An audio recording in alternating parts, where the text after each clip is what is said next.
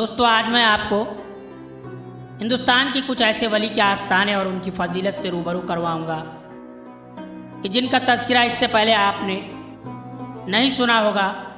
दोस्तों आज मैं आपको हिंदुस्तान के उन अजीम बुजुर्गानुद्दीन के बारे में बताऊंगा कि जिनका जिस्म मुबारक को ज़मीन के अंदर नहीं दफन किया गया, बल्कि आज भी उनका जिस्म मुबारक ज़मीन के ऊपर रखा हुआ है। आखिर क्या वजह थी कि इन बुज़ुर्गों को ज़मीन के अंदर नहीं दफन किया गया और इनका जिस्म मुबारक ताबूत में रखा गया? दोस्तों हिंदुस्तान में ऐसे 4 हस्तियां हैं कि जिनका जिस्म मुबारक ज़मीन के ऊपर रखा गया है। तो आइए तफसील से जानते हैं इन हस्तियों के बारे में। हजरत शिकरान पीर रहमतुल्लाह अलैह, जखौ कच्छ गुजरात। शिकरान पीर रहमतुल्लाह अलैह का आस्ताना मुबारक कच्छ के करीब जखौ में मौजूद है। जखौ कच्छ से तकरीबन 200 किलोमीटर की दूरी पर मौजूद है। शिकरान पीर की दरगाह बीच समुद्र में एक टापू पर मौजूद है जो कि हिंदुस्तान और पाकिस्तान के बॉर्डर के करीब है। आपके आस्ताने पर जाने के लिए पानी की नाव का इस्तेमाल होता है। जखौ बंदरगाह से तकरीबन 2 घंटे के सफ़र के बाद आपके आस्ताने पर हाजिरी दी जा सकती है। आपका जिस्म मुबारक ज़मीन के ऊपर रखा हुआ है जो कि एक ताबूत में बंद है। आपके ज़मीन में दफन ना होने की कोई सनद नहीं मिल सकी, लेकिन ऐसा कहा जाता है कि आपका जनाजा पानी में बहता हुआ आया था।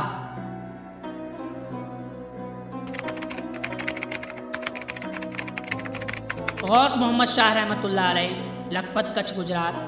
आशिक रसूल गौस मोहम्मद शाह रहमतुल्लाह अलैह का आस्ताना मुबारक गुजरात के कच्छ के लखपत में मौजूद है।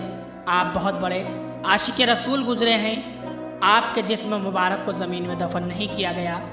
कहा जाता है कि उस दौर के वली कामिल हजरत बाकर शाह को आपने बद्दुआ दी थी, जिसके सबब बाकर शाह ने भी आपको बद्दुआ दी और कहा था कि तुम ज़मीन में दफन नहीं हो पाओगे। इसके बाद जब आपकी वफ़ात हुई तो आपको दफनाने के लिए जैसे ही कब्र खोदी जाती तो उसमें पानी निकल आता। ऐसा कई बार हुआ, आपकी कब्र को खोदा जाता, उसमें पानी आ जाता। इसके बाद आपके मुरीदीन को हजरत बाकर शाह रहमतुल्लाह अलैह की बद्दुआ याद आई। इसके बाद आपके जिस्म मुबारक को एक खाट पर रखकर एक ताबूत में बंद कर दिया गया।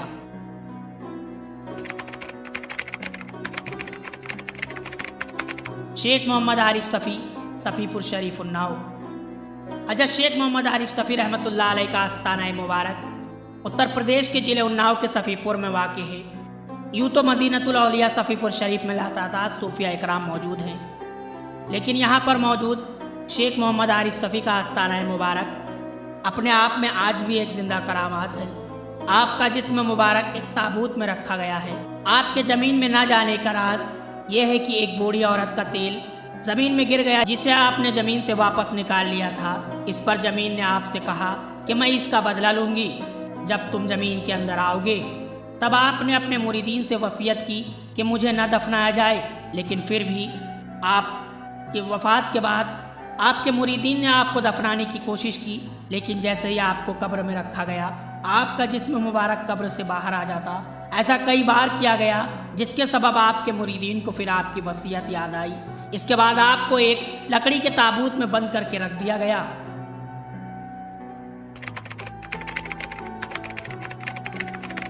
हाजी अली, मुंबई महाराष्ट्र। हाजी अली का आस्ताना मुबारक महाराष्ट्र के मुंबई शहर में वाक़ है।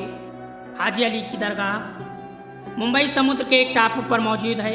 तमाम तरह के तूफ़ान और बाढ़ के आने के बावजूद आपकी दरगाह को कोई नुकसान नहीं हुआ, लेकिन आज तक हाजी अली की दरगाह को न बाढ़ डुबो सकी और न तूफ़ान हटा सका।